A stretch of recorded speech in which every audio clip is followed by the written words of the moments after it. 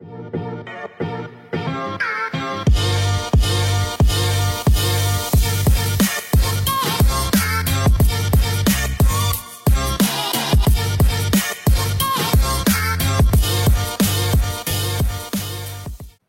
tout le monde, bienvenue au podcast Les Agents Libres. David, comment ça va? Ça va super bien, toi, Jeff? Ça va très, très bien. Une journée très excitante. J'ai bien hâte de présenter notre invité. Oui. Pour closer cette saison-là, parce que disons-le que c'est notre dernière de la saison. On a un petit épisode spécial qu'on va sortir pendant le draft, là, mais en termes d'entrevue, là, c'est notre dernière. Fait que je pense qu'on termine très, très bien la saison. Oui, juste préciser à tout le monde que ce soir, on a un invité très spécial. La semaine prochaine, en live, on va faire le repêchage du Canadien avec plusieurs invités. Fait qu'on va essayer de vous compter parmi nous. Ouais, on répète aux gens, lesagentlibres.com pour nous suivre, voir les entrevues au complet. Évidemment, Twitter, Instagram, Facebook, on est là aussi. Puis ceux qui veulent nous écouter, Spotify, Balado Québec et toutes les autres plateformes audio. C'est pas mal ça. On répète qu'il va y avoir une saison 2. Là. On dit que la première saison va se terminer, il va y avoir une saison 2. Les gens vont pas s'inquiéter. Je me suis posé la question une couple de fois. Saison 2 qui s'annonce bien excitante. On a plein de projets déjà en branle. Là. Fait que ça va être vraiment cool. On va prendre juste un petit 3 semaines, un mois de break, brainstormer, être sûr de remettre ça à track. On a des invités vraiment sharp qui s'en viennent, mais on a bien hâte de vous présenter celui d'asseoir. Parlant d'invités vraiment sharp, Corb, je commence ça. On n'a pas l'habitude de faire ça, mais là, on va lancer un petit vidéo pour présenter notre invité. Puis, Corb, je te laisse aller avec ça. Le présenter. Notre invité, c'est l'humoriste Simon Gouache. Je vais vous laisser aux vidéos. Ça va tout dire. Là. Un gars qu'on trouve vraiment drôle, les deux. J'ai un de mes amis qui m'a conseillé le CrossFit. Et c'est plus mon ami. Qu'est-ce que je t'ai fait? Si j'ai essayé ça, le CrossFit, ça n'a aucun Christi de bon sens. Honnêtement, si je m'étais fait frapper en char en me rendant au CrossFit, j'aurais moins mal le lendemain. Sans joke, là. Sans joke. Et moi, je savais pas c'était quoi le CrossFit, puis moi, j'aime pas les surprises dans la vie. Moi, j'aime ça savoir à quoi m'attendre. Fait que je me dis, je vais arriver juste un peu plus tôt. Je vais regarder la fin de l'autre classe avant. Quand j'arrive là, t'as 3 gars, 5 fois plus en forme que moi, mauves. Ils sont mauves, ils hurlent de douleur. Tu sais, en ajoutant des grosses cordes à bateau, ils sont là. T'en as un des 3 qui dépose ses cordes, s'en va dans le coin du gym et vomit violemment. Je suis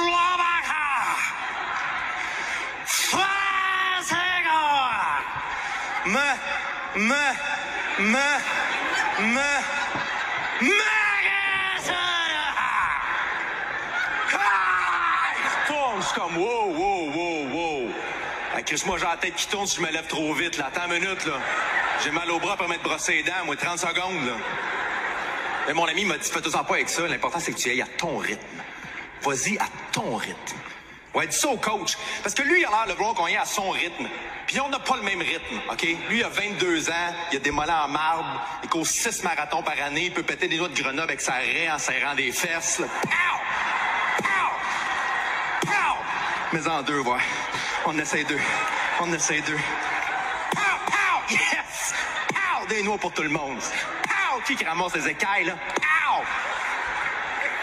Moi, j'ai 32 ans, j'ai 20 livres en trop, mon dîner, c'est 3 Coors Light. Fait qu'on va s'ajuster. OK, on va trouver un juste milieu. Mesdames, messieurs, Simon Gouache.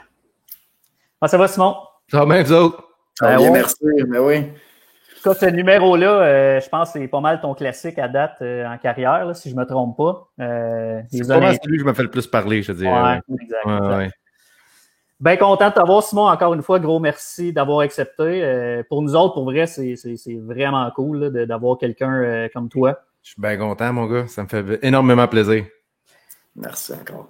Comment ça se passe au niveau de ta carrière présentement avec la COVID? C'est pas facile pour personne. Là. Comment tu t'en sors? Ouais, c'est ça. C'est pas facile pour personne. Je pense que tous les humoristes, tout le monde est dans une situation différente parce que c'est pas tout le monde qui était à la même place dans leur année. Moi, j'étais en pleine tournée de mon 2e one-man show qui a évidemment été arrêté. Fait que, c'est ça. C'est la longue attente pour recommencer à faire ce show-là que je venais juste, ça faisait un petit bout que je le faisais déjà, là, mais la grosse tournée venait de commencer, là. Fait que je me sentais, j'étais dedans, là, ça tout allait bien, puis là, du jour au lendemain, paf, terminé. Fait que d'ici là, regarde, moi j'ai recommencé à monter sur scène, j'ai commencé à travailler un petit show que je vais faire, là, une espèce de un B-side, là, genre un petit show que je fais pendant la pandémie en attendant que ma tournée recommence. Mais là, évidemment, avec l'annonce du 28 jours de Code Rouge, ben là, ça vient de mettre un terme à ça aussi. Fait que, écoute, c'est sûr que c'est pas la job qui roule le plus en ce moment. Mais quand je regarde, quand tu restes informé et tu regardes ce que les gens vivent alentour de moi, j'ai vraiment pas à me plaindre, là. C'est vraiment... J'attends, je prends mon mal en patience, puis j'en profite. J'espère que tout le monde fait comme moi, puis en profiter pour passer du temps avec les gens qui aiment, puis s'ils peuvent, puis de rester, évidemment, de rester prudent. Là. Ah ouais. Mais regarde, c'est un peu comme des vacances forcées, fait qu'aussi bien voir ça comme des vacances. On se repose. C'est ça. Exact. Hey, Simon, il y a un classique. Au pire, la bonne nouvelle là-dedans. C'est un peu pour ça qu'on t'a aussi. Je comprends. On va en parler tantôt. Nous autres, les agents libres, on commence toujours parce qu'on aime bien ça aussi, le sport, parler de sport, prendre un verre.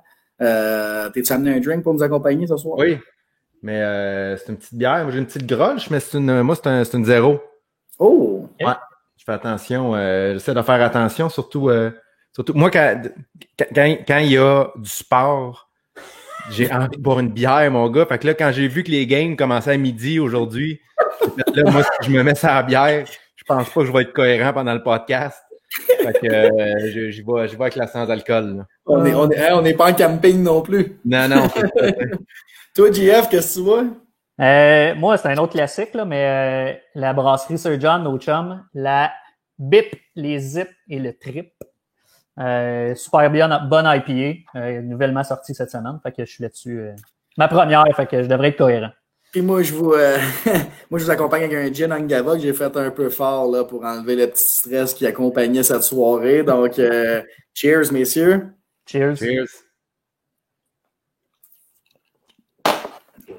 Simon, j'ai envie de te lancer juste comme ça parce que c'est pas mal l'une des choses qui m'ont marqué quand j'ai fait un peu le tour de ton profil. Pas marqué, mais qui m'a bien fait rire, mais toutes tes capsules avec Hydro-Québec. Est-ce que c'est un projet qui est sorti avec la pandémie, ça? Non, pas du tout. Moi, ça fait longtemps que je fais ça. Ça fait... Puis tu vois, on a tourné... pendant la pandémie, on a tourné la prochaine saison là, qui sort dans les prochaines semaines, peut-être prochains jours. Là. Non, moi, ils m'ont approché il y a à peu près 2 ans de ça, 2 ans. Avec, tu sais, puis moi, à ce moment-là, puis même encore aujourd'hui, tu sais, je suis pas quelqu'un qui tenait à faire de la pub comme tel, tu sais. Pour moi, c'était pas... J'avais eu plusieurs offres, puis c'était toujours comme, je sais pas, ça me tente, tu sais. Moi, si je le file pas, je le fais pas, tu sais. Depuis le début de ma carrière, je me dis, garde, fais-toi confiance. Puis si tu le sens pas, il donne une raison. Fait que ça fait peut-être en sorte que je passe à côté d'opportunités, mais en même temps, ça fait en sorte que moi, je suis bien dans ma carrière, puis je suis heureux, puis... fait que là, ils m'ont approché avec ça il y a à peu près 2 ans. C'était l'agence de pub qui représente Hydro-Québec qui m'a approché. Puis écoute, quand ils sont arrivés avec le concept, ça m'a tellement, j'ai fait comme un Seigneur, on dirait qu'ils ont vraiment comme travaillé ça pour moi, tu sais. Puis ils étaient comme, oh oui, on a comme un peu pensé à toi tout le long. Puis ça fitait tellement avec, tu sais, je me suis dit, quand j'ai vu leur concept, j'ai fait, si tu m'avais donné carte blanche, c'est probablement ça que j'aurais fait. Ouais. Fait que j'étais embarqué là-dedans, je me suis lié d'amitié avec les gars de l'agence, puis tous les clients d'Hydro-Québec, puis tout ça. Je veux dire, les clients, les gens d'Hydro-Québec. Puis on s'est amusé, puis moi, ils me donnent tellement de liberté, puis ils me font confiance, puis ils m'ont dit, garde, nous autres, on veut que ça soit ton univers, on veut que tu t'amuses, puis tu sais, fait que moi, à chaque fois qu'on fait une saison, là, je suis comme, ben moi, l'année prochaine, si ça vous tente encore, puis que vous me donnez la permission de m'amuser, puis d'avoir du fun, puis de faire rire les gens, tant mieux. Si vous voulez utiliser ça pour passer des messages, puis ben allez-y. Fait comme ça, les deux, on va être contents. Moi, je vais m'être amusé, je vais faire rire les gens, puis vous allez avoir propagé des informations.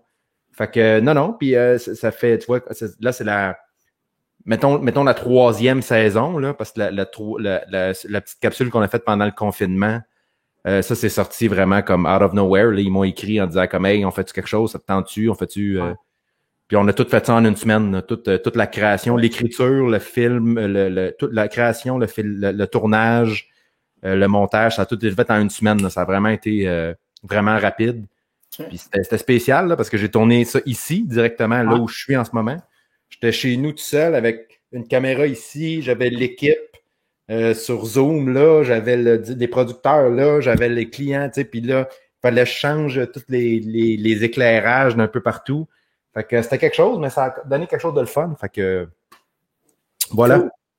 Comment ça fonctionne? Un projet comme ça, c'est eux, ils ont un concept de base, puis toi, tu arrives avec les idées, puis tu crées les numéros, ou c'est vraiment... Ben, tu vois, ça a évolué beaucoup, mais en général, quand tu as des compagnies comme Hydro-Québec, eux, ils vont engager une agence de pub. Donc, le Hydro-Québec va dire à l'agence, voici ce qu'on veut dire, voici les messages qu'on veut passer dans nos prochaines pubs, dans nos prochaines campagnes. Et là, l'agence va créer des concepts, va proposer des idées, proposer des concepts aux clients. Donc, moi, ils ont proposé ça. La première saison, c'était moi, j'étais en camping, là, j'étais c'est comme, ça s'appelait Simon en camping, carrément. Ouais. Fait que moi, il était arrivé avec ça, puis il était Simon en camping, puis c'est toi qui t'ennuies d'électricité, tout ça, puis j'étais comme Colin, c'est comme parfait pour moi.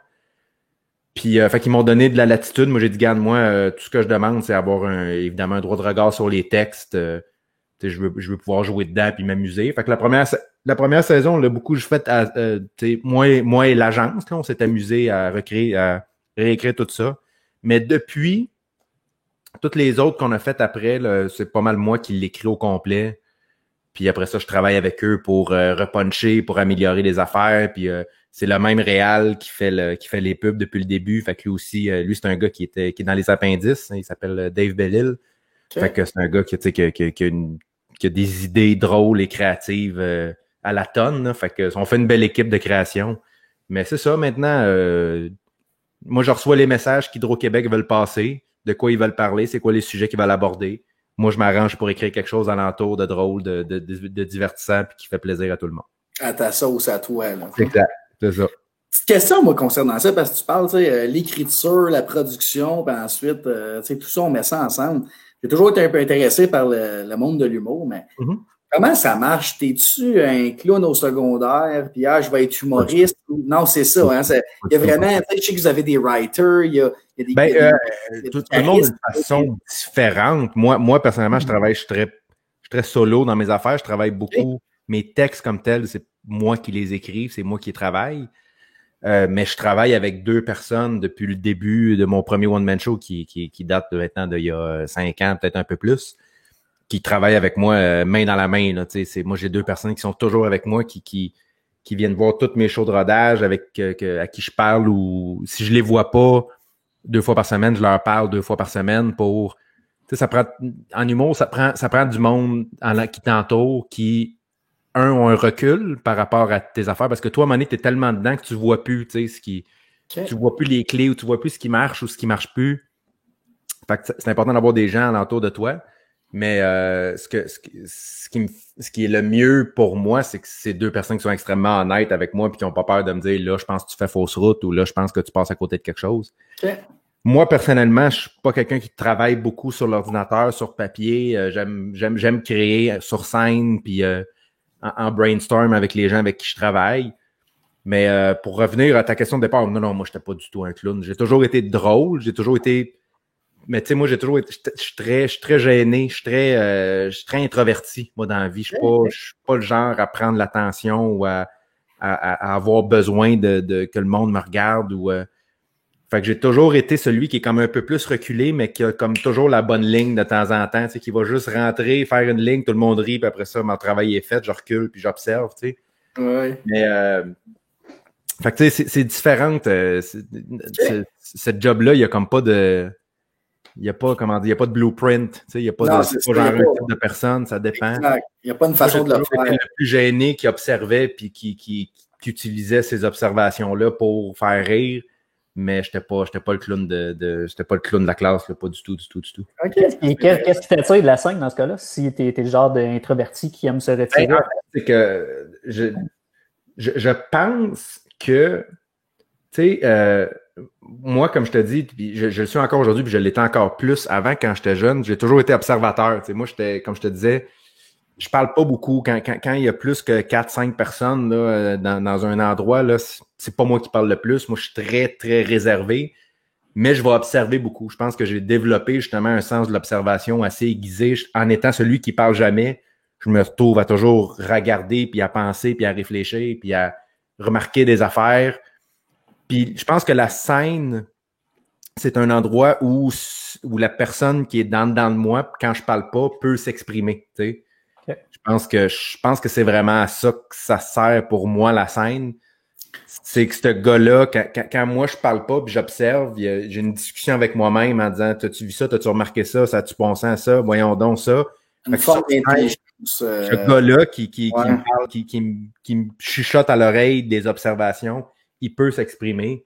Fait que je pense que c'est pour ça que la scène. Ben, c'est ça, tu sais. Moi j'écoute tes shows, tu sais, puis tu ne sembles pas être gêné là, sur une scène, mais je pense que tu as peut-être une intelligence pour la scène. Il y a ça aussi, là, je pense qu'il faut... je pense que j'ai une aisance que j'ai développée à travers les années, évidemment, parce que j'en ai fait beaucoup. Puis moi, quand j'ai décidé, tôt dans ma carrière, j'ai décidé que ça allait être la scène, que j'allais mettre tout mon effort là-dessus, puis que j'allais décider que j'allais me faire connaître par la scène. Okay.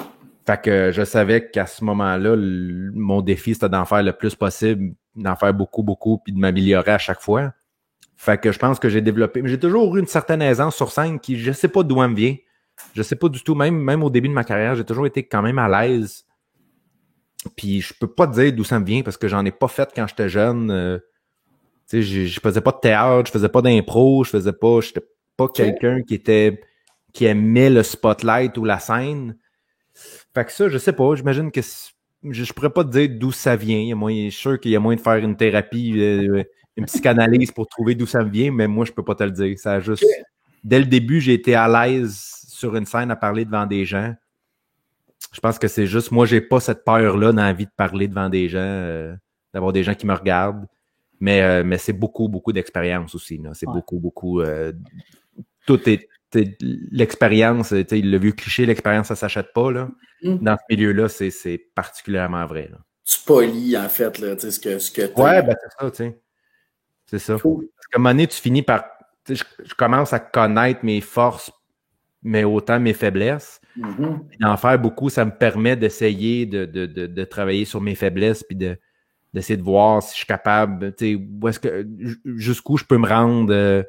Dans les différents aspects de mon métier, que ce soit le style de joke, le style de numéro, l'énergie, tout ça. Fait que, tu sais, c'est ça, quand les jeunes humoristes me demandent c'est quoi ton conseil numéro 1, je leur dis toujours, c'est d'en faire sans arrêt. Il n'y a pas de secret. Ouais. C'est vraiment d'en faire, puis d'en faire, puis d'en faire, puis d'en faire. Puis toi, tu dirais que... je voulais juste savoir, toi, ton type d'humour, tu le décrirais comment? C'est une question qu'on se fait poser souvent, puis écoute, je me suis fait poser cette question-là souvent, puis on dirait que j'arrive jamais à trouver la bonne réponse pour ça, parce que mon style, comment moi je vois mon style, c'est pas nécessairement comment les gens voient mon style, tu sais. Ouais. Moi, tout ce que je peux dire, c'est de la façon que moi, je travaille ce style-là. J'essaye le plus possible. Tu sais, exemple, quand je rode du nouveau matériel, comme, tu sais, mon deuxième one-man show, quand j'ai commencé à le roder, les premiers spectacles, pour, mettons, les 20-25 premiers spectacles, je les fais assis tout le long. Je suis tout le temps assis sur un tabouret parce que pour moi, c'est important que le texte soit drôle en tant que tel. Pour moi, c'est important que le show, mes idées, mes jokes soient bonnes à l'audio, sans mouvement, sans ajout physique, sans ajout visuel, rien. Fait que je pense que ça fait en sorte que j'ai un style qui est très imagé parce que j'ai besoin que les gens voient ce que je veux dire juste en le disant. Puis après ça, tu sais, j'aime jouer les affaires, j'aime ça. Je pense que je suis un comédien respectable. Je pense que je suis capable de bien incarner des affaires. Fait que quand je réussis à que l'image soit claire, puis qu'en plus que je réussis à la faire physiquement, puis d'amener les gens là où je veux les amener. Je pense que moi, c'est là que je pense être le plus efficace. Fait que c'est ça, je pense que... Et là, tu m'amènes à une réflexion. Vas-y. Comment tu as pu faire passer l'image de casser des noix de Grenoble avec les fesses assis sur une chaise? Ben, en fait, le pire, c'est que... Ben, c'est ça l'affaire, c'est que ce gag-là, moi, la première fois que je l'ai faite, moi, le numéro du CrossFit, c'est un numéro, en fait, c'est une chronique que j'ai faite à la radio il y a maintenant 3-4 ans. J'avais fait une chronique à la radio sur le CrossFit.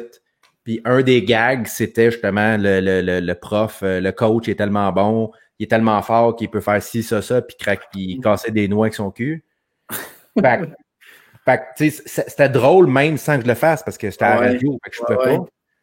Fait que pour moi, d'après ça, de le rajouter, de le faire moi-même, je pense que ça fait juste ajouter au gag que l'image est déjà drôle. Tu sais, pour moi, ça, c'est important quand je fais quelque chose de physique, quand je joue quelque chose, pour moi, c'est important que que le rire ne soit pas complètement là-dessus. Tu sais. C'est important pour moi, personnellement, ça change rien pour le public en tant que tel, parce que quand ça rit, ça rit. Mais pour moi, en tant qu'humoriste, en tant qu'artiste, c'est important pour moi de savoir que le texte est aussi drôle que le mouvement. Tu sais. Okay. Je t'amène, j'ai écouté aujourd'hui, je me suis tapé pour une deuxième fois ton podcast à sous-écoute avec Patrice Lécuyer. Mm-hmm. Pour vrai, c'est un très bon que j'ai écouté parce que bon. On t'aime beaucoup, là, mais Patrice aussi, je pense que c'est la première fois qu'il allait, puis ça reste Patrice Lécuyer. Ouais. Dans le podcast, vous avez parlé des humoristes qui se présentent sur scène puis qui sont pas nécessairement capables de s'analyser eux-mêmes. Qu'ils vont faire une performance qui se trouve drôle, mais qu'ils ont de la misère à s'analyser ou à voir ce qu'ils font comparé à ce que les gens dans la salle peuvent voir, ou toi et Mike que vous avez dit, entre autres. Ouais. Est-ce que le fait d'avoir été prof à l'agence, mais à l'académie, à l'école de l'humour, est-ce que ça, tu penses que ça t'a aidé? Est-ce que tu penses que toi, personnellement, ça fait en sorte que tu as une bonne analyse de toi-même? Je pense pas avoir une meilleure analyse de moi-même que n'importe qui. Je pense, puis ça revient à ce que je disais tantôt, je pense que c'est pour ça que c'est important de t'entourer de gens honnêtes, puis créatifs, puis talentueux, parce que t'arrives à un certain moment, tu sais, je veux dire, tous les humoristes vont dire la même affaire. Le nombre de fois où je pense à une joke, où je pense à une idée en me disant ça, là, ça va, le toit va sauter, puis tu le fais devant le monde, puis le monde te regarde en disant qu'est-ce que tu viens de dire là? Puis le contraire est vrai aussi, des fois tu fais gars, je vais juste dire ça, là, puis là ça arrive, puis t'es comme, ben voyons, tu sais, OK. Là tu dis, ben là, regarde, à soir c'est arrivé, là, mais ça rira pas, puis là, après ça fait 300 fois que t'as fait, ça rit à chaque fois, puis tu comprends toujours pas pourquoi. Fait que tu sais, avec l'expérience, à un moment donné, tu finis par, c'est sûr, développer un instinct, développer ça, je pense que ça va marcher, ça, je pense que c'est pas clair, ça, je pense que c'est clair. Mais en bout de ligne, c'est tellement subjectif parce que c'est le public qui décide. Tu sais. Ouais. Si le public trouve pas ça drôle, t'as beau toi trouver ça drôle, ben, too bad, mon gars. Non, si le public rit pas, tu peux la faire si tu veux, mais c'est toi qui vas avoir l'air fou. C'est toi qui vas faire un gag qui marchera pas. Tu sais. Toi, t'as beau dire. Ben ouais. Fait puis même moi, quand je travaillais à l'école de l'humour, puis j'aidais les jeunes humoristes avec leurs numéros, moi, tout ce que je pouvais leur dire, c'est selon mon expérience, voici le genre d'expérience, voici ce qui arriverait si tu faisais ce numéro-là devant un public. Mais en bout de ligne, j'ai zéro la vérité infuse, là. Tu comprends? Je peux pas te dire c'est bon, c'est pas bon. Je peux pas te dire ça marche pas. Je peux te dire d'expérience. D'après moi, ton sujet est pas assez clair, ou d'expérience, tu passes trop vite là-dessus, ou tu sais, après ça, tout ce qui peut. Les variables sont infinies là, pour un numéro de mots. Qu'est-ce qui fonctionne pas. Mais je pense que j'ai dit ça. Avec le temps, j'ai développé un instinct, mais de l'auto-analyse, j'ai pas la prétention de penser que je suis meilleur que n'importe qui, ou que je me connais mieux que n'importe qui, ou je sais plus ce qui est drôle que n'importe qui. C'est pour ça que c'est important d'en faire beaucoup, beaucoup, beaucoup pour que l'échantillon soit élevé, tu sais, pour que tu saches que, OK, parce que pour moi, un one-man show, c'est pas juste que ça fonctionne. Pour moi, il faut que ça fonctionne partout, tout le temps.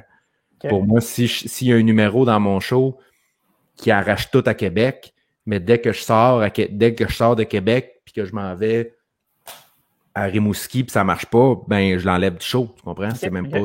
Puis je me dis même pas, gars, je vais l'enlever quand je vais être à Rimouski.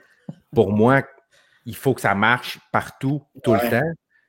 Mais pour ça, il faut, comme je te dis, que tu aies un gros échantillonnage, puis que tu le fasses, puis que tu te promènes, puis que tu te mettes en danger, dans le fond, tu sais, c'est la base, là. Okay. Si tu avais un humoriste là, que tu me dirais c'est le plus drôle quand je le regarde, là, ça serait qui? Tu parles de partout dans le monde ou au Québec? Mettons au Québec. Hey my God, mais il y a tellement... C'est parce que c'est tellement...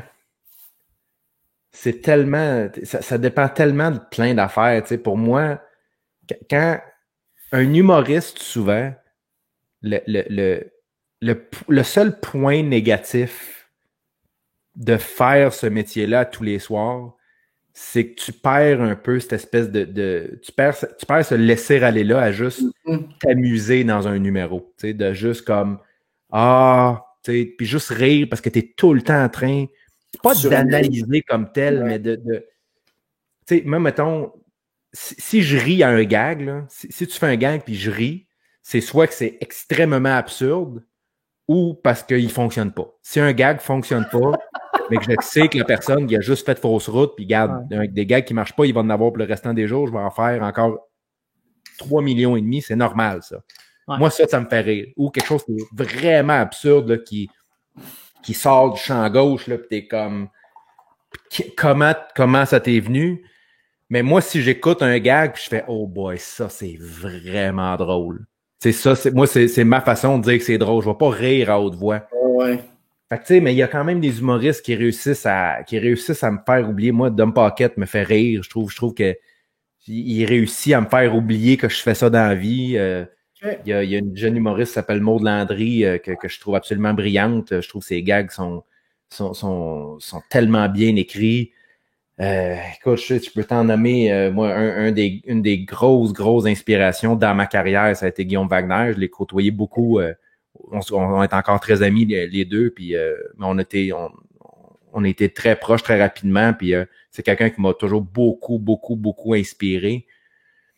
Sinon, le gars qui fait ma première partie, François Bouliane, je trouve qu'il y a une façon de faire de l'humour qui est unique, puis ça me fait rire. Il y a une façon, je trouve qu'il y a tellement...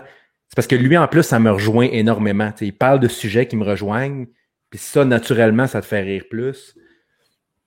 Mais écoute, tu sais, tout le monde, les Denis de Relais me font mourir de rire. Mike Ward, moi, même si c'est pas quelque chose que moi je ferais, un style que moi je ferais, je trouve que c'est un gars, c'est un auteur extraordinaire. Fait que tu sais, ça dépend. Moi, je peux autant regarder un show en riant fort qu'en ne riant pas, puis en étant juste impressionné. Puis c'est le même, pour moi, ça a la même valeur, tu sais. François Bouliane, je pense qu'il était à découvrir beaucoup, là. Oui, moi, je l'ai découvert, en fait, puis là, je vais braguer un peu, là, mais l'émission qu'il a faite avec François Bellefeuille, Pas de pantalon. J'ai été dans la première émission, j'étais là, puis c'est là que j'ai découvert François Bouliane. Mais moi, François Bouliane, c'est un de mes très, très bons amis dans la vie aussi. Puis quand je lui ai demandé si ça il tentait de faire la tournée avec moi, puis qu'il a accepté, tu sais, moi, rendu là, j'étais aux anges, là, tu sais, faire la tournée, faire des beaux shows avec un beau public, puis en plus, la faire avec un de mes meilleurs chums, qu'est-ce que tu veux de plus, tu sais? C'est sûr. Sinon, j'ai envie de te faire passer au sujet... on t'a invité pour parler de sport parce qu'on sait que tu es un équipé de sport. Puis je vais faire le lien encore avec le podcast de Patrice Lécuyer que tu as eu avec lui. Puis dans ce podcast-là, toi et Patrice, vous parlez avec Mike évidemment, de fourrer ou faire rire le monde. Ouais. Le sport là-dedans. Si tu avais les cafés 1 à 3. Mais tu sais, non, mais regarde, tu sais, faut mettre en contexte, là, c'est qu'à un moment donné, dans ce podcast-là, on parlait de qu'est-ce qui est le plus le fun pour un humoriste, c'est faire rire un public ou faire l'amour. Ouais. Tu sais, on sait qu'on est en podcast et qu'il faut faire rire le monde aussi. Oui. Ouais. Mais tu sais, de mettre ça en ordre, c'est pas facile. Ce que je peux te dire, c'est que le sport a toujours été une partie très importante de ma vie, même si moi, comme tel, je suis pas un gros sportif. J'ai pratiqué beaucoup de sport, mais je suis pas allé loin dans beaucoup de sports. Je dirais que le golf, c'est pas mal le sport où je me suis le plus impliqué. Tu sais, j'ai joué au hockey très longtemps quand j'étais jeune, mais j'ai jamais été bon. Même chose pour la balle. Tu sais, je me débrouille, mais c'est juste, il y a quelque chose qui m'attire avec le sport, il y a quelque chose qui tu sais, si j'ai le choix, je vais reformuler ta question, là, si j'ai le choix entre une bonne série, un bon film ou une bonne game de balle, là, c'est pour moi, il n'y a pas de discussion, là, c'est tout de suite, tout de suite le sport. L'émotion du sport en live. Oui. Les différents sports, tu sais, pour moi, chaque sport a ses qualités, puis il y a une façon de venir me rejoindre, puis de venir me chercher. Dans ma famille, mon père est un gros fan de hockey, un gros fan du Canadien. Mon grand-père est un gros fan des Expos. Moi, j'ai grandi à Montréal. J'ai grandi à Rosemont. J'ai grandi à 5 minutes de marche du stade olympique. Okay. Puis mon grand-père puis moi, on allait souvent voir les Expos, évidemment. Ouais. Puis, tu sais, ça a toujours, je sais pas, pour moi, c'est quelque chose qui rallie tellement les gens, puis que c'est tellement le fun que tu sais, c'est une grosse partie de ma vie. Puis maintenant, tu pratiques quel sport? Le golf, principalement. Je joue à balle molle tous les dimanches de l'été. J'ai recommencé à jouer au hockey cette année. J'avais arrêté pendant plusieurs années parce que j'ai eu quelque quoi à la tête, puis je commençais à avoir de la misère un peu là, quand ça allait vite. Là, les lumières commençaient à être fortes. Là. Puis là, tu vois, j'ai recommencé cette année, puis ça allait bien. Là, c'est sûr que la COVID, c'est plus difficile. Là. Mais j'aime essayer tous les sports, tu sais. J'aime essayer plein d'affaires, mais je te dirais que les deux que je fais le plus, c'est la balle et le golf. Je te dirais que c'est ceux que je pratique le plus là, régulièrement pendant l'été. Là. Es-tu un bon joueur de golf? Ça ressemble à quoi l'handicap de M. Gouache? Ça s'est promené à travers les années, je te dirais. Ça s'est beaucoup promené. Quand j'étais jeune, moi, mon père m'a initié au golf très, très, très jeune. Mon père, c'était un gros golfeur. Fait que, écoute, j'ai commencé à jouer au golf. Maintenant, j'avais 10 ans. Là, ça se peut que ce soit avant ça. Là. Écoute, si, mettons, je joue beaucoup dans une semaine, je peux finir la semaine à, je sais pas, à l'entour de 10 d'handicap peut-être, mais si je joue pas pendant 2 semaines, 3 semaines, ben, ça peut monter à 16, 18. Fait que je me promène. Si j'étais régulier, si je jouais vraiment, là, on parle de 2, 3, 4 fois par semaine régulièrement, je pense que c'est définitivement le sport où j'ai le plus de talent naturel. Okay. Puis je serais bon, mais en même temps, tu sais, il y a d'autres choses dans la vie. Puis moi, ça me permet, ça me dérange pas. Quand j'étais jeune, quand j'étais jeune, j'étais particulièrement bon. Là, ça devenait, je perdais un peu mon plaisir quand je jouais mal, tu sais. Ouais. Tandis qu'aujourd'hui, je peux jouer 79 un jour, puis jouer 96 le lendemain, puis je vais avoir eu autant de fun, tu sais. Ça me dérange plus de manquer des coups, ça me dérange plus d'en arracher, ça me dérange plus si je perds ma drive. Tu sais, s'il y a une journée où je la perds, là, maintenant, tu sais plus, il y a quelque chose qui se passe, là, tes poignets ou tes genoux ou tes hanches. J'ai plus, tu sais, je me suis comme détaché de cette espèce de sentiment de compétition-là qui faisait en sorte que j'avais plus tant de plaisir, tu sais. Fait que c'est pour ça que c'est mais c'est de loin le sport que je pense avoir un talent naturel le plus. Je suis curieux parce que moi, je suis un golfeur depuis seulement quelques années, mais que la passion, c'est un sport qui est addictif. Fait que ouais, c'est ça. Plus tu joues, plus tu as le coup de jouer, puis c'est comme ça que ça se passe. Hein. Non, c'est clair. Casquette des expos, tu es allé souvent au stade, les défunts expos, là, les séries commencent ce soir. Ouais. C'est baseball 2020. Tu parlais tantôt que tu es arrivé d'une journée à peu près pas mal complète d'écouter des games de baseball. Oui, ton équipe, tu regardes? Comment tu dis? L'équipe que tu cheers pour, tu sais? Je te dirais que, ben, écoute, évidemment, les Blue Jays ont hérité de mon cœur quand les Expos sont partis. C'est l'équipe canadienne. Puis en plus, je trouve que c'est vraiment une belle équipe en ce moment. Là, malheureusement, ils n'ont pogné une toffe, là. Mais écoute, moi, les Blue Jays ont hérité de mon partisanat quand les Expos sont partis. Mais quand j'étais jeune, c'est comme un sport qui m'a toujours fasciné. J'ai toujours beaucoup aimé. Je te dirais que sais, exemple, je suis un gros fan du Canadien. J'ai des billets de saison depuis quelques saisons déjà. C'est vraiment... ça vient me chercher vraiment, là. Mais le sport, si tu me demandes le sport que je suis le plus, c'est définitivement le baseball. Okay. J'ai toujours un petit fait pour les Padres. C'est une équipe que je suis allé voir à quelques reprises live au stade.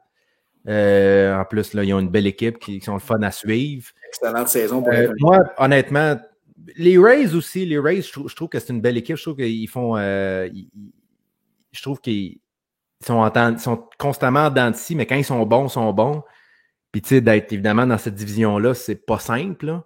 Fait que quand ils réussissent à sortir toutes les équipes de la division des Blue Jays, puis évidemment vos équipes à vous aussi, là. C'est pas une division facile. Fait que sinon, c'est ça. Moi, tant que c'est pas Houston, honnêtement, n'importe qui sauf Houston. Mais moi, je prends pour tout le monde sauf Houston, je te dirais. Quel scandale. Ouais, quel scandale. Et tu parlais de hockey, que tu as des billets de saison et tout. Qu'est-ce que tu as pensé de la saison, de la fin de saison et les séries avec le Canadien? Qu'est-ce que tu en penses? Ben, écoute, moi, j'ai regardé ça. Ce que j'ai aimé le plus, c'est à quel point... Mais ça, pour moi, ça dure depuis quelques années, là, avec le Canadien. C'est une équipe qui, depuis quelques années, n'abandonne jamais. Et ça, moi, je trouve ça... Oh, t'es en train de prendre ma lumière. Bouge pas. C'est ça. C'est une équipe qui abandonne jamais, qui croit toujours en ses chances. Puis moi, je trouve ça absolument extraordinaire. Je trouve que... Puis, tu sais, on peut en dire long sur les kids là, qui sont en train de clairement se faire une place puis comprendre qu'ils sont bons.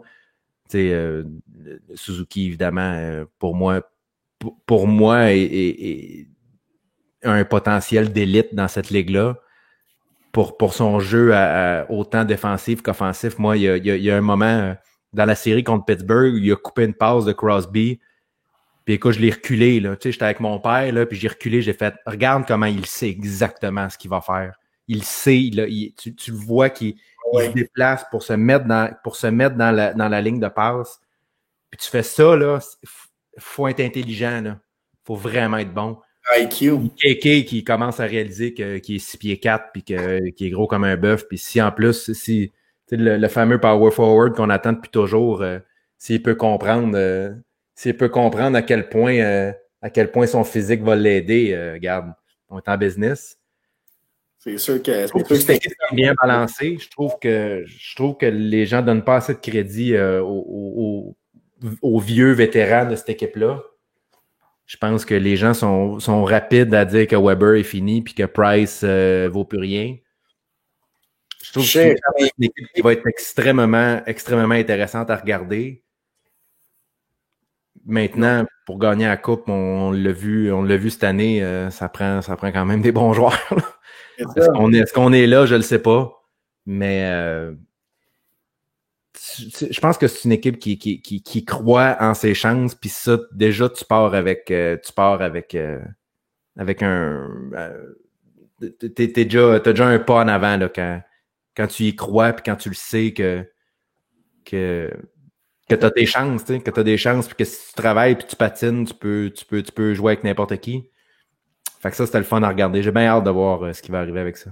T'es-tu comme moi un fan qui pense que it's now or never avec l'équipe qu'on a là? Moi, je suis un fan qui aime ça refaire l'équipe puis penser qu'on pourrait aller chercher tel joueur. Puis ce joueur-là, je pense, serait un bon. Est-ce que tu fais des scénarios comme ça, toi, des fois? Tu vois un gars en ayant des billets de saison, tu vois un gars dans une autre équipe, tu te dis si lui, il était disponible. Oui, tu sais, c'est sûr. Là, tu veux dire, tout le monde va avoir un coup de Kucherov dans son équipe, mais en même temps, tu regardes le now or never, tu sais, je pense que je pense que la Ligue s'en va de plus en plus vers, tu sais, les dynasties, il n'y en a plus tant, tu sais. Il y en a, tu sais, oui, il y a eu Chicago, mettons, il y a quelques années, là. Mais, puis, tu sais, Boston est toujours bon. Mais, tu sais, est-ce que Boston peux dire c'est now or never, non, parce qu'ils sont bons depuis plusieurs années, puis ils réussissent à former un club, puis d'être compétitifs à chaque année, puis d'aller chercher des petites pièces à gauche puis à droite. T'sais, est-ce que ça serait le fun? Est-ce que ça serait le fun que Caulfield fasse le club dans 2 ans puis qu'il n'y en ait pas de 40? Oui. Mais now or never, pour moi, non, j'aurais tendance à dire fait qu'on construit une équipe en qui tu as confiance. Mais en même temps, c'est une bonne question. Il y a plusieurs façons de voir ça. Tu regardes ce que Columbus a fait l'année passée, puis c'était peut-être pas la bonne décision en rétrospective. Ouais. Puis à côté, tu avais Las Vegas, qui était une gang de joueurs de 3e trio qui se sont rendus en finale. T'sais. Ouais. Fait que tu regardes. Moi, je pense que Price a encore plusieurs bonnes années en dedans de lui. Principalement si la Ligue s'en va vers un peu plus le modèle de 2 gardiens, là, comme on voit de plus en plus. C'est sûr que bon, les champions de cette année, c'est peut-être pas. Va faire mentir cette théorie-là parce que Vasilevski, je pense qu'il a gaulé 69, je pense, dans la saison, peut-être 70. Là. Ouais. Mais si tu peux trouver une stabilité là, puis que tu peux trouver une stabilité en arrière puis en défensive, je pense que Price peut encore faire la job très, très, très longtemps. Puis rendu là, tout est possible quand on peut pas. Moi, j'aurais pas tant. Moi, je viderais pas le club en ce moment pour aller chercher un Lainé, mettons, ou d'aller chercher. Son nom m'échappe là, c'est qui est un Taylor Hall ou un. Payer des gros big bucks pour un joueur. Ouais, c'est ça. Il y en a un qui est disponible, c'est Anthony Manta, des gars comme ça qui se font oui, mais pour ça, moi, je te parle de payer à total là, pour le sauveur, entre guillemets. Là. Oui. Pas sûr. C'est là, je le sens, comme le now or never pour moi, la façon dont je vois le Canadien, c'est Weber, Price, il leur reste 3-4 ans à performer à un haut niveau. Mettons-le comme ça. Est-ce que Weber peut-être. Selon moi, Price, écoute, Price, il y a quoi? Il y a 31, 32? Non, j'ai 33 ans. OK. Ouais. Dans ma tête, il y avait 31 ou 32. Moi, je pense qu'il peut être encore très efficace 6 ans. Peut-être pas haut niveau, là. Mais un gardien numéro 1. Mais, je pense que, Fleury s'est rendu en finale de la Coupe, puis, est-ce qu'il était plus dans son prime comme tel? Il y en a plein de goalers, là, qui ont goalé longtemps. Ça dépend comment t'es entoures, ça dépend comment... Ouais. Price, son avantage, c'est que il est large comme la Zamboni, fait que il va pouvoir adapter son jeu, il va pouvoir adapter son style pour peut-être te faire plus longtemps. Moi, je vois pas d'urgence. C'est sûr que Weber, à un moment donné, le temps fait ses affaires, puis il est tellement physique. Mais à chaque fois que les gens disent Weber il ralentit, ben après ça, pendant 5 matchs, c'est le meilleur défenseur de la Ligue. Maintenant, il va falloir se rendre à l'évidence que c'est une machine. Il va falloir se rendre à l'évidence que, je veux dire, Chara, c'est loin d'être le plus rapide, puis il a joué jusqu'à 40 ans. Là, Est-ce que Weber peut faire la même chose? Puis oui, dans les dernières séries, Chara était peut-être pas le pilier qui était en défense, mais il était là pareil, puis il était puis en piqué, il était là, puis il était important en sacrifice, puis dans la chambre aussi. D'après moi, quand chez Weber se lève dans la chambre, d'après moi, le monde arrête de détaper leurs patins. Là. Ils écoutent ce qu'ils ont à dire. Il n'y a rien qui empêche. Pour moi, ça, c'est vraiment, vraiment, vraiment pas négligeable. Surtout avec les jeunes défenseurs que le Canadien ont en ce moment. Tu regardes les Fleury, tu regardes le Romanov qui semblerait... Moi, Bergevin n'arrête pas de parler de Romanov et tous les dépisteurs... le voit dans leur soupe. Moi, personnellement, je l'ai vu à quelques reprises au championnat junior, puis je dois avouer qu'il a l'air solide, là, mais c'est le seul échantillon que je connais. D'avoir ces jeunes-là, même, puis tu regardes, là, même les Kulak, Noah Jolson, en ce moment, oui, ça va pas bien, mais il va encore jouer au hockey, là, il est encore là, il y en a plein de jeunes qui vont arriver, puis qui vont devoir prendre plus de temps, puis ils vont devoir prendre la relève. Puis quand tu arrives dans le vestiaire du Canadien, puis tu as chez Weber, tu veux dire, tu te sens en confiance là, d'aller le voir puis de dire comme hey, tu sais, que tel genre de joueur, tel type de situation, qu'est-ce que tu fais? Et te faire taper sur l'épaule par chez Weber en disant good job le kid, ça doit faire du bien, là, tu sais, c'est pas n'importe qui. Là. Moi, je pense que c'est extrêmement important d'avoir des joueurs comme ça. Est-ce que chez Weber va encore être sur le top 2 du Canadien longtemps? Je ne sais pas, mais moi, je pense qu'un chez Weber, comme 4e ou 5e défenseur, exact. ça reste. Pour moi, tu restes en Cadillac. Là. Oui, puis il va toujours rester sur le top d'un power play en haut. C'est ça. Je pense même à 39 ans, il va quand même. Oui, c'est ça. À la limite d'avoir cette arme-là à la ligne bleue. Tu sais. Ouais. Mais je pense que moi, en tout cas, j'ai confiance en Marc Bergevin. Je trouve que c'est un gars qui évalue très, très bien son équipe.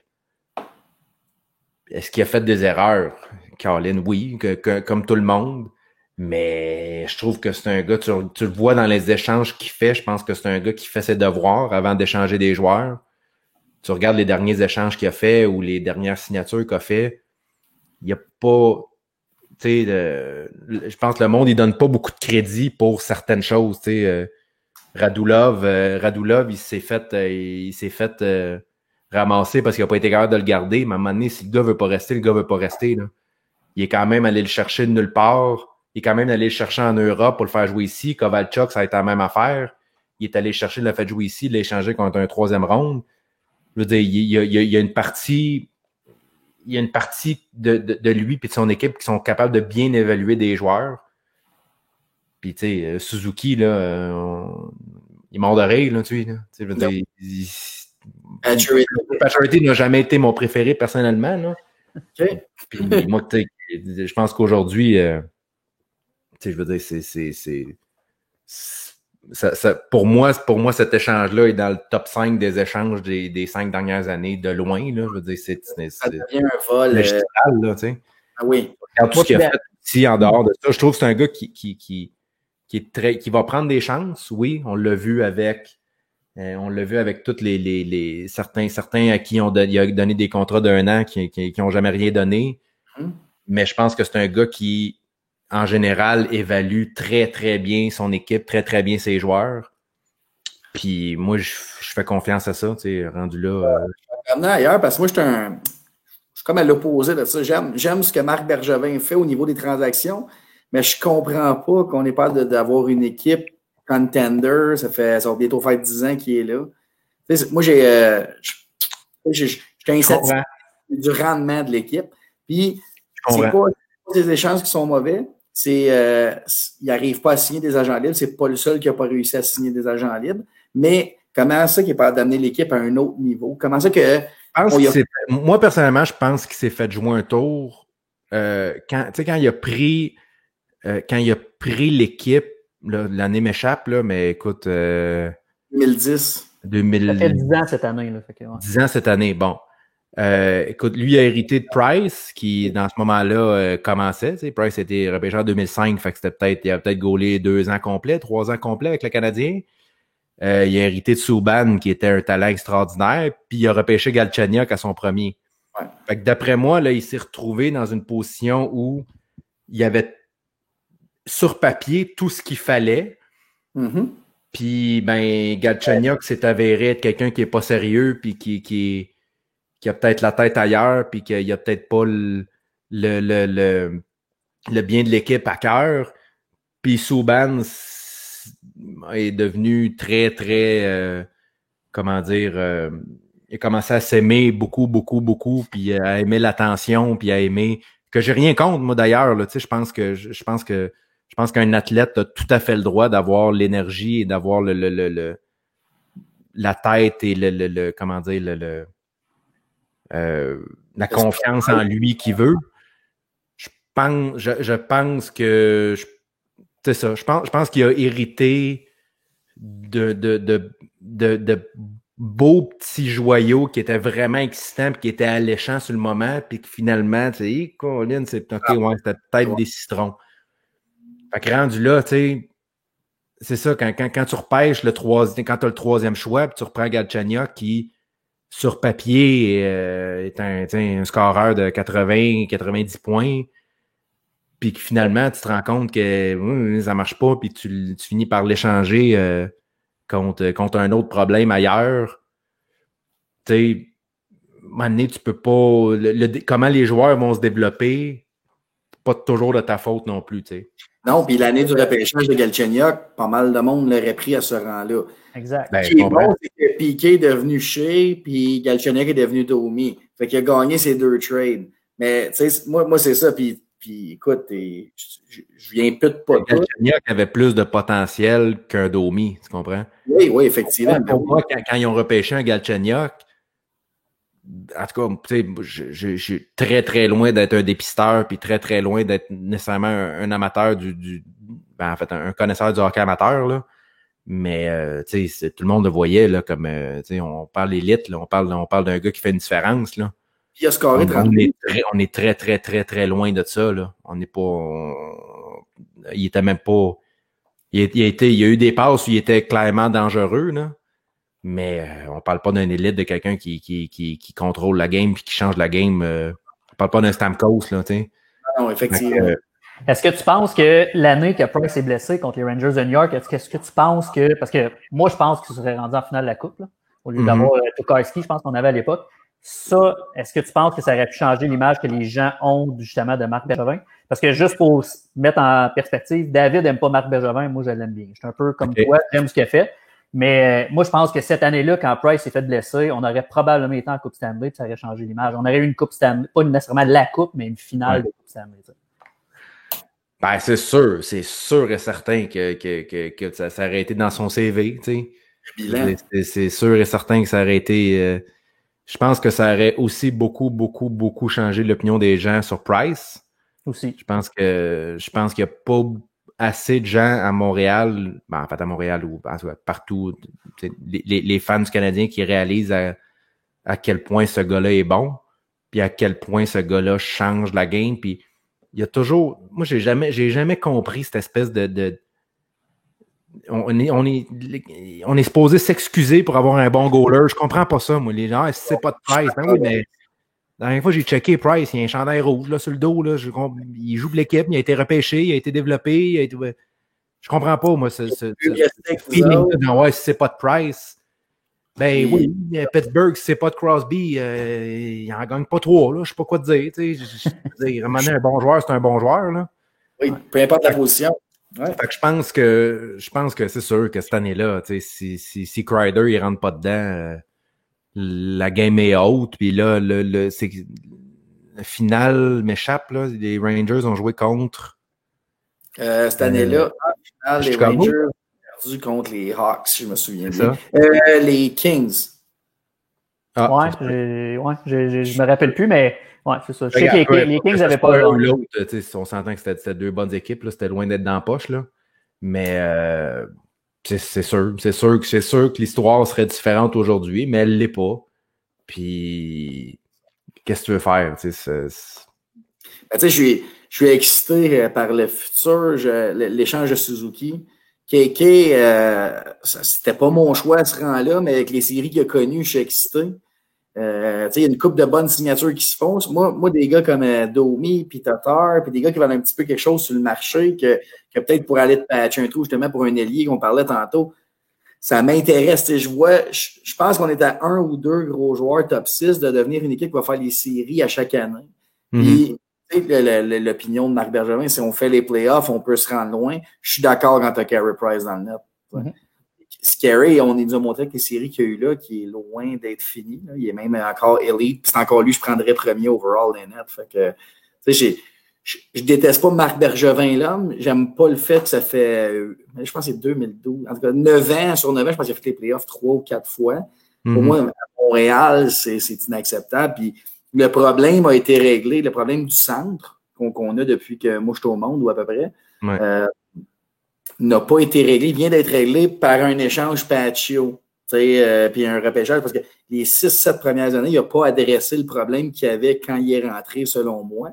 Puis l'équipe qu'il avait, qui l'a amené en finale de la Coupe, c'était pas lui qui l'avait bâti. Fait que Moi, c'est comme ça que je fais le procès, si on veut, de Marc Bergevin, mais je suis pas dans ces Tu as tout à fait raison. Je pense qu'il y a plusieurs problèmes qui ont peut-être été longs à adresser. Mais en même temps, il ne faut pas oublier qu'il en a 29 autres, tu sais. Il en a 30 autres. Ils sont pas fous, eux autres, là.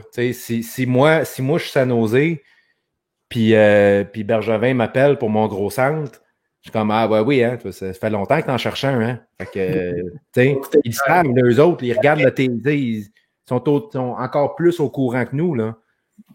Puis, tu sais, il l'a répété lui-même, un gros centre, quand t'en as un, tu veux pas t'en départir à moins de, tu sais, je veux dire, à un moment donné, je pense, tu sais, il s'est essayé avec McCarron. C'est juste plate que le gars ne sache pas patiner, tu sais, mais il a repêché un gros centre, là, je veux dire, c'est pas parce qu'il n'a pas essayé, là. Oui. Mais garde, tu sais, c'est ça, des gros centres physiques, ça court pas les rues, puis quand t'en as un, tu veux pas t'en départir, puis je pense que, tu sais, on l'a assez vu à Montréal. Moi, je suis l'équipe assez longtemps quand je regarde les champions de cette année, puis je regarde McDonough puis Sergachev, je fais ouais, c'est le fun d'aller chercher un bon attaquant, mais c'est le fun d'avoir deux studs à défense aussi, tu sais. J'ai eu Gomez et Drouin pour ces deux joueurs-là, tu sais. Ben oui, c'est ça, tu sais. Fait que tu regardes, je pense que de plus en plus, puis que ça passe par le repêchage. Je pense que, comme tu dis, je pense que le problème au centre semble être réglé, là. Tout est possible, mais c'est surtout que ça a l'air de deux joueurs sérieux, là. Ouais. Mais Galchenyuk, c'est un gros joueur de centre. Il l'a essayé, puis Colin, au camp d'entraînement, ils se sont dit, si bol, pas sûr qu'il joue au centre, lui. Ils l'ont mis à l'aile, puis ils l'ont mis au centre. Comme s'il n'avait pas essayé, tu sais. Galchenyuk a été repêché au centre. Puis c'est un gars, c'est un 6 pieds 3, là. C'est un bon. Il est allé en chercher. Il en a pénétrante une année, là, tu sais. Il y a quand même un fait que Domi n'a pas fait et fera peut-être jamais. Il en a scoré 30 buts Galchenyuk dans la Ligue nationale, malgré qu'il y avait, selon les rumeurs, la vie de party, là, tu sais. Mm-hmm. Puis il n'y a pas grand gars qui ont scoré 30 buts qui peuvent se vanter de l'avoir fait, puis il l'a fait. C'est juste que c'est ça, il s'est promené, puis il n'a rien donné de plus qu'il a donné à Montréal nulle part. Ouais. Tout à fait. Puis en même temps, il ne faut pas oublier, tu sais, cette année, oui, ils ont perdu en 6 contre Philadelphie, voyons, j'avais un blanc. Mais je pense que s'ils font pas les échanges qu'ils ont faits à date limite en disant qu'il n'y avait pas de série, Colin, c'est peut-être un autre game, là. Tu sais, tu regardes ce que Thompson, justement, faisait à Philadelphie. Tu regardes ce que Colin a fait à LA, pas à LA, à Vegas. Puis, Cavalcante était une bonne lancée. Je veux dire, c'est peut-être pas la même game, là. Je veux dire, à un moment donné, tu peux pas le blâmer d'avoir réagi selon l'époque qu'il était, là. Il pouvait pas le savoir, lui, qu'il y a une pandémie qui s'en venait, là, tu sais. C'est lui qui va faire à ce moment-là, là. Fait que c'est ça, tu sais, ils se sont retrouvés dans une situation où ils ont liquidé des joueurs pour le futur, puis là, ils ont fait, le lendemain, ça a cogné à la porte en disant, hey, en passant, vous faites les séries, puis ils ont fait, ben là, OK, on va prendre Dale Weiss, tu sais, tu veux dire, j'ai rien contre Dale Weiss, mais il fait ce qu'il peut, tu sais. Oui, c'est ça. C'est ça, tu sais, je veux dire, c'est très pareil, tu sais. Ça amène à voir sa job d'une autre façon, tu sais, honnêtement. Ben, c'est ça, tu sais, fait que rendu là, c'est ça, tu peux pas le blâmer d'avoir fait ces moves-là parce que c'était les moves à faire au moment où il les a fait, tu sais. Ouais. Simon, ça fait 58 minutes qu'on est avec toi. Ça déjà. Déjà, ouais. Écoute, moi j'ai bien du fun à t'entendre. T'amènes des opinions qui me ressemblent plus que celles à David, fait que j'aime bien ça, là. Ouais. La prochaine fois, on va inviter mon père. Parce que mon père, votre dynamique, c'est la dynamique que j'ai avec mon père. OK, parfait. Mon père était fâché que le Canadien batte Pittsburgh. Écoute, on fait des podcasts sur le sport, on fait des podcasts sur le draft, sur le draft, moi, battre Pittsburgh en sachant très bien que tu gagneras pas la Coupe Stanley, pour moi, ça change rien. On avait une shot, tu sais, dans le boulier, on bâtit par le draft, mais on se recule. Tu comprends? Moi, je serais d'accord avec ton père. Ouais.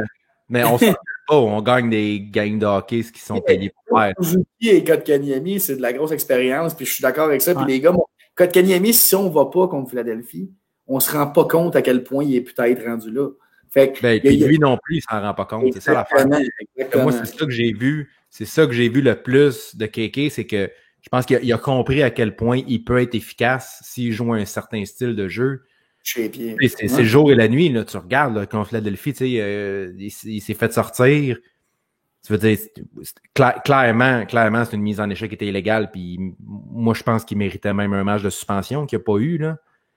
Mais pour faire ça, ça démontre quand même que le gars, il est agressif, pas agressif négativement, mais agressif. Il est un qui peut faire mal, là. Ouais. Il sait qu'il patine bien, qu'il est gros, qu'il a un bon centre de gravité. Fait que pour moi, ça, c'est en série que tu t'en rends compte de ça, là. Tu sais, c'est pas... c'est vrai. C'est pas à mi-janvier avec la dinde dans l'estomac, là. C'est en série, quand ça compte. Puis que tu l'enlignes, le gars qui a donné un petit cross-check tantôt, tu l'enlignes, tu le vois, puis tu fais, garde, lui, là, il va payer, là. Ouais. Moi, ça montre une détermination, ça montre un désir de jouer. Je condamne ce qu'il a fait, là, on s'entend, là. C'était une mise en échec qui était dangereuse, puis selon moi, il aurait dû être suspendu. Mais derrière ça montre, je trouve que c'est un gars qui commence à comprendre le potentiel qu'il a.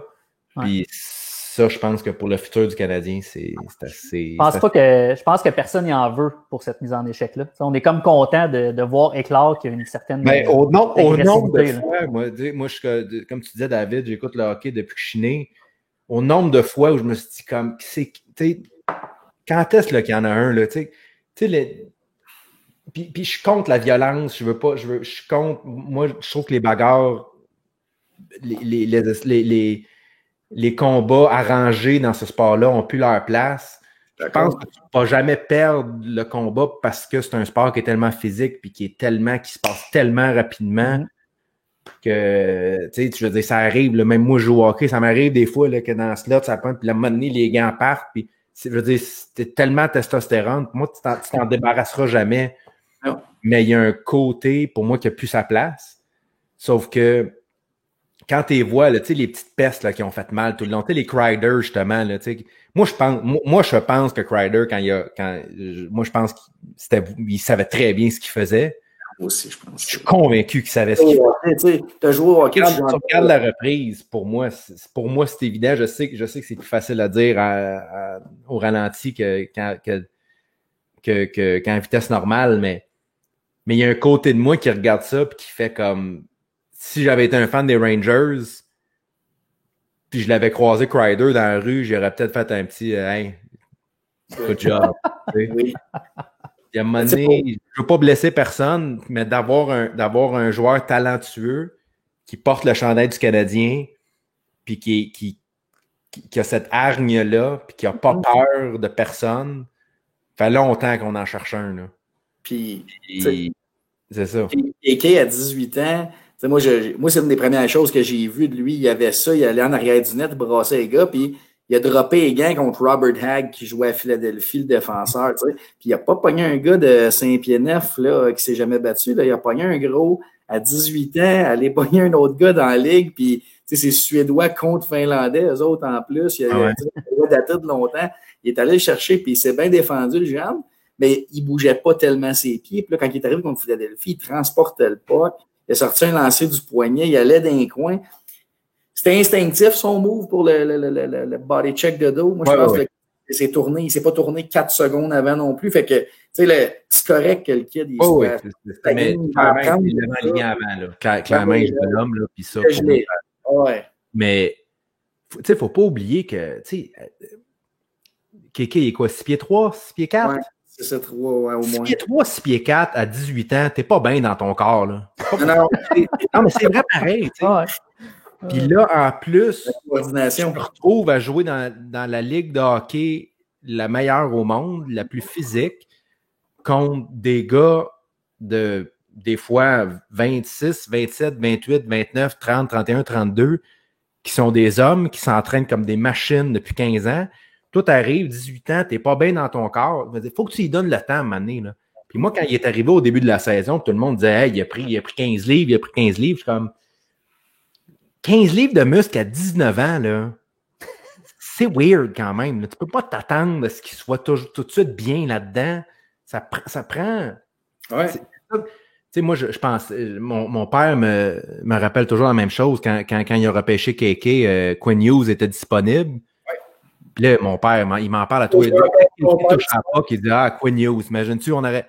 Tu fais ouais, mais Quinn Hughes, il est 5 pieds 7, là. Tu sais, il a la même taille depuis qu'il a 14 ans. C'est sûr que là, il est bien, il est à l'aise, il connaît. KK, donne-y le temps de grandir, donne-y le temps de mettre du muscle. Il est 6 pieds 4 à 18 ans, il est pas bien dans son corps. Il faut lui donner le temps de devenir un athlète haut niveau. Puis je pense qu'on est en train de le voir comme quand là, il est en train de devenir à l'aise dans son corps. Puis que ça va payer à long terme. Là. En tout cas, c'est mon opinion à moi. Faut vraiment que je rencontre ton père. On dit les mêmes affaires au même moment. Alors, je te dis l'affaire. Mais moi, je souhaite un jour dire écoute, on a bien fait de ne pas prendre Quinn Hughes. Je ne vais pas rester, je ne sais pas comment ton père est sur celle-là, mais moi, j'espère dire hey, je me suis trompé. J'aurais pas pris KK. Puis, moi, je suis un de ceux là, qui ne prenait pas Austin Matthews premier. Là. Et aujourd'hui, je mange mes bas, mais je l'avoue que je prends Austin Matthews. Explique-la celle-là pour qu'il comprenne un peu. Je pas bien ça.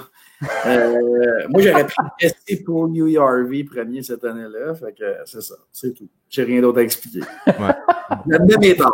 Non, c'est correct. C'est correct. C'est correct. Tu dis, on avait un petit échantillon, c'était le championnat du monde junior. Fait que... Non, je comprends. C'est normal. Hey, Simon, excuse. Non, je te laisse aller. J'allais dire baseball, j'allais revenir là-dessus. Pour toi, qui gagne la Série mondiale ou qui tu souhaites qui gagne la Série mondiale?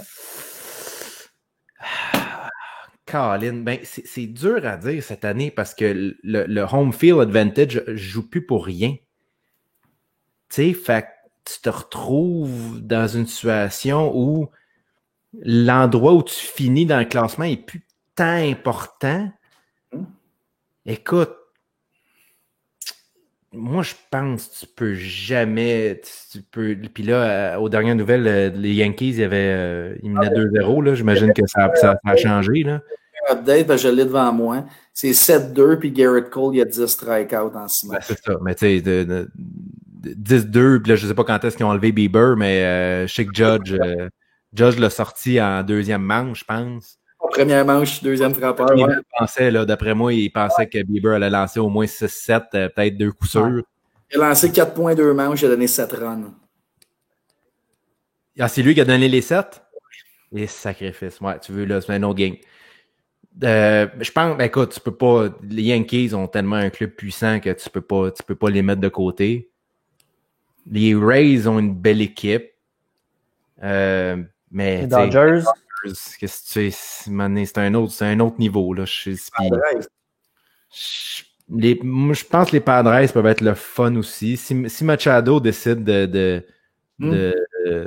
vraiment s'y mettre, tu sais, t'as pas un plus gros one-two punch vraiment là, dans la Ligue nationale que lui pis Tatis, là. Fait je sais pas. Si j'avais à mettre un petit 2, je te dirais les Dodgers. OK. Mais j'haïs pas les Rays. Okay. Fait qu'un Rays Dodgers. J'haïs pas les Rays. Ça. Moi et David, on allait à la même finale. Dans nos prédictions, c'était Yankees Dodgers. Yankees Dodgers? Ouais. Écoute, c'est très, très, très, très, très possible. Très, très, très possible. Surtout, si les Yankees sortent Cleveland, mettons, en trou-bois, ils vont être gonflés à bloc, là, ça va... Ça, dans le fond, c'est... Ça dépend, ils sont tellement puissants que...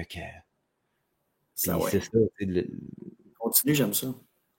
Non, mais si tu regardes leur alignement, puis tu te demandes, coudonc, on dirait un jeu vidéo, là, on dirait quelqu'un qui sais, qui a mis ça à Rookie, là, puis qui a tout échangé tout le monde pour se loader un club.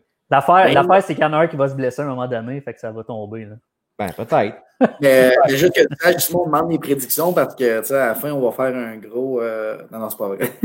On va faire un gros recap de nos invités avec leurs prédictions, puis on va les taguer, ceux qui ont raison et pas raison. Malheureusement, les Astros ont encore une belle équipe. Qu'est-ce que tu veux aussi? Ah, c'est pas des affaires de même. Non, mais c'est vrai pareil. Tu sais, qu'est-ce que tu veux que je te dise? Mais selon moi, je pense que les Dodgers, c'est une belle année. Minnesota sont le fun aussi. Ils sont le fun à regarder. Je pense qu'ils ont gagné aujourd'hui, d'ailleurs, Minnesota. J'ai pas vu. Non, attends un peu. White Sox a gagné contre les Aces. Puis Minnesota... Oakland, c'est pas fini, par exemple. Hein? Oakland, c'est un beau club. 4-1. Comment tu dis? Les Astros. Minnesota a perdu 4-1 contre les Astros. Ils ont perdu, c'est ça. Ouais. Ben, puis quand tu parlais des A's, là, Oakland, c'est une belle équipe aussi. Puis écoute, toujours, ils sont tellement dus que t'es comme, ben, let's go. T'sais, moi, je vais me mettre en arrière d'eux. Puis les Blue Jays, malheureusement, pour moi, je pense que j'ai longtemps, j'ai pas compris pourquoi aujourd'hui ils n'ont pas fait lancer Ryu. Ils veulent le garder pour le deuxième match, qui est correct. Mais je pense que le premier match dans cette série-là est extrêmement important. Ouais. C'est une drôle de décision. C'est un manager recru, je pense. Ouais, dans un 3-5, là, Christy, que le premier match est important. Mais en même temps, qu'est-ce que tu veux? T'sais, Blake Snell, c'est Blake Snell. Là, tu peux pas. T'as beau mettre ton as contre lui et ça reste un monstre. Là. Mm-hmm. Ce sera pas facile. Mais d'accord, mais de New York Dodgers, je vois très, très, très bien ça. On m'a dit que tu étais un grand fan de basket aussi. Des Raptors surtout. Je l'ai toujours été. Je te dirais que depuis quelques années, je le suis plus. Je trouve. Moi, non, les Raptors, je les suis depuis quand même assez longtemps. Okay. Je trouve que le basketball a bien changé des dernières années. Je trouve que moi, j'ai décroché à un moment donné quand c'était vraiment toutes les équipes allaient chercher un joueur puis ils jouaient l'isolation tout le temps, tu le voyais là, c'était ISO tout le temps, les autres se mettaient sur puis c'était toujours un contre un. Je trouve que ça a bien changé, puis je trouve justement que les Raptors ont extrêmement bien contré cette façon-là de jouer du basket et de jouer en équipe et d'avoir 3 gars qui ont 20 points au lieu de 1 qui en a 37 puis les autres qui en ont 16, tu sais. Je trouve que c'est plus intéressant à regarder. Je regarde les autres matchs, tu regardes les Celtics qui, oui, ont des bons joueurs, là, mais ils n'ont pas la grosse vedette. C'est sûr que t'as encore des équipes qui vont beaucoup tout mettre sur un joueur, mais je trouve que de plus en plus, je trouve que c'est un sport qui est de plus en plus le fun à regarder. Je trouve que c'est plus intéressant qu'il y a, mettons, entre 5 et 10 ans, là, où tu avais vraiment l'impression que c'était un one-man show, puis que tu regardais, ou des dynasties, là, où tu avais le Heat qui se payait LeBron, qui se payait Chris Bosh, puis mais le Heat va faire les séries, va faire les finales pour les 8 prochaines années. Après ça, le Golden State. Je trouve que là, tu le sais plus. Tu arrives en série, tu peux avoir une idée, là, c'est sûr. Tout le monde sait que les Lakers étaient bons, mais ils l'ont pas eu facile quand même. Là, je veux dire, tu regardes. Je trouve que c'est plus intéressant à regarder qu'il y a 5 ans, quand tu regardais les séries, là, puis toutes les premières rondes, c'était toutes 4-0, 4-0, 4-0, 4-0. Puis après ça, en demi-finale, c'était 4-0, 4-0. Puis là, tu avais la finale où là, des fois, c'était 4-1 ou 4-2. Mais c'était toujours 4-0. Tu avais des équipes qui arrivaient en finale, qui n'avaient pas perdu une game, les playoffs. Tu fais. Maintenant, il y a de quoi qui ne marche pas. Là, effectivement, ça, c'est plus intéressant. T'sais. Est-ce que tu penses que les Lakers remportent ça pour Kobe cette année? Ça serait hot. Ça serait le fun, mais juste pour LeBron aussi, je sais pas. Je trouve que de gagner 3 championnats dans 3 villes différentes, c'est quand même cool. T'sais. Fait que moi, je les vois gagner, personnellement. Je pense que je pense qu'ils ont une meilleure équipe. Cela dit, ça sera pas nécessairement facile non plus, mais j'aimerais ça. Je vais regarder ça avec attention, puis je vais être content. Je vais être content si LeBron en gagne un autre, puis ça serait fun. Malgré la pandémie, on a eu quand même un gros rush de sport là, avec le hockey, le baseball, les séries, le basket, tout ça. Je pense que ça a été quand même intéressant malgré les 4 mois qu'on a eu. Pas 4 mois, c'est ça, c'est mois, là, mais... tout a été annulé du jour au lendemain. Puis après ça, du jour au lendemain, t'avais du sport à 7 heures le matin jusqu'à minuit et demi. Puis t'étais comme, OK, là moi, je zappais entre... tu zappes entre tous les différents sports. Je trouvais ça, c'était le fun. Football qui recommence. Ma blonde se demande si on a d'autres postes que des postes de sport. Ouais, c'est ça. C'est ça. Moi aussi, ça fait je sais pas combien de fois que maintenant, tu l'as pas déjà vu ce game-là? Je fais comme non, c'est un autre. Es-tu un fan de NFL? Je vais suivre la NFL. J'aime le dimanche, je vais, si j'ai rien puis que c'est tranquille, un petit dimanche pluvieux, là, que je vais définitivement regarder des matchs. Je suis pas aussi connaisseur que pas connaisseur entre guillemets là. Je veux dire c'est pas un sport que je connais nécessairement, mais je le suis assez pour être au courant de ce qui se passe. Mais à un moment donné, il faut que tu fasses un choix aussi quel sport tu décides de ouais. Mais tu sais, j'écoute assez pour savoir ce qui se passe puis pour connaître les classements et les joueurs, mais je peux pas dire que c'est un sport qui vient autant me chercher que la balle et le hockey, je te dirais. On est sur la même longueur d'onde là-dessus. Moi, le foot, je le suis. Si je peux écouter des séquences pendant un dimanche, ça va me tenter. Mais si, par malheur, le US Open ou le Masters a un autre poste, c'est sûr que j'écoute le golf. Oh non. C'est sûr qu'un tournoi, principalement un tournoi majeur de golf, c'est sûr que ça va avoir c'est sûr que ça va avoir l'avantage. Je te dirais que je vois plus. Moi j'aime le dimanche, c'est le fun, mais on dirait qu'à un moment donné, trop c'est comme passé. Moi, j'aime les Monday Night. Tu sais, quand il y a un bon match-up comme hier, justement, c'était magique. Là, c'était, pour moi, ça là, c'était. Je me suis levé le matin, puis je savais que ce soir, que le lundi soir, je regardais la game, c'est sûr et certain. Même si, comme je te dis, le football n'est pas quelque chose que je suis vraiment de profondément, là. Il y a quand même des match-ups que je trouve que c'est un sport extraordinaire quand tu as deux bonnes équipes puis que ça devient un jeu d'échecs puis un jeu de ça m'attire beaucoup.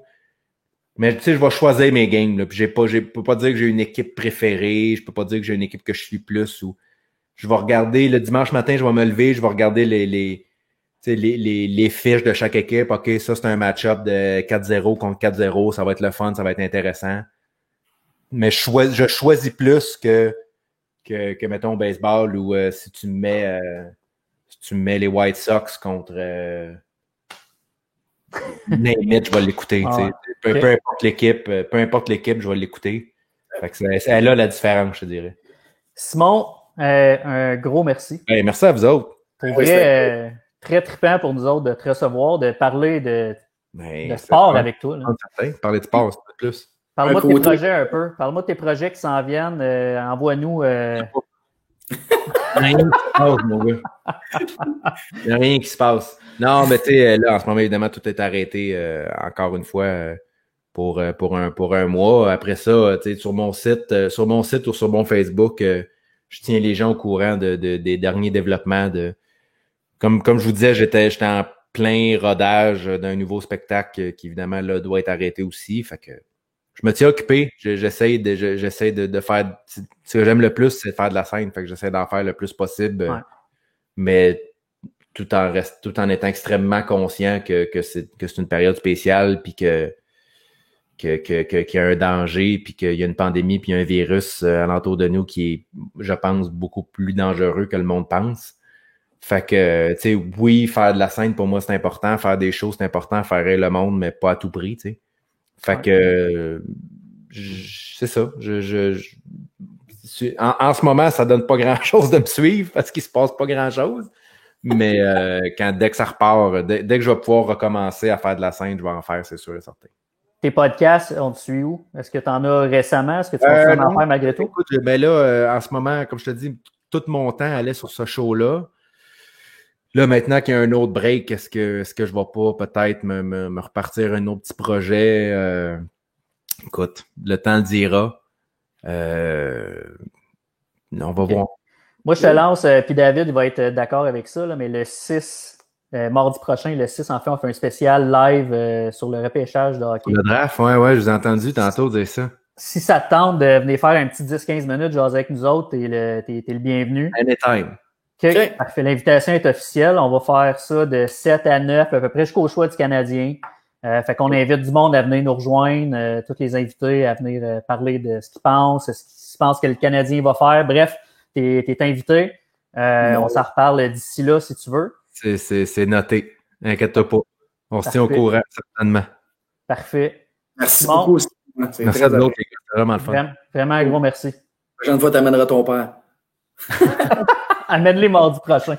Je vais y envoyer le lien. Nous autres, on va avoir une belle discussion. Ça va être la fin. Merci Simon pour ton temps, c'est très apprécié. Un gros merci.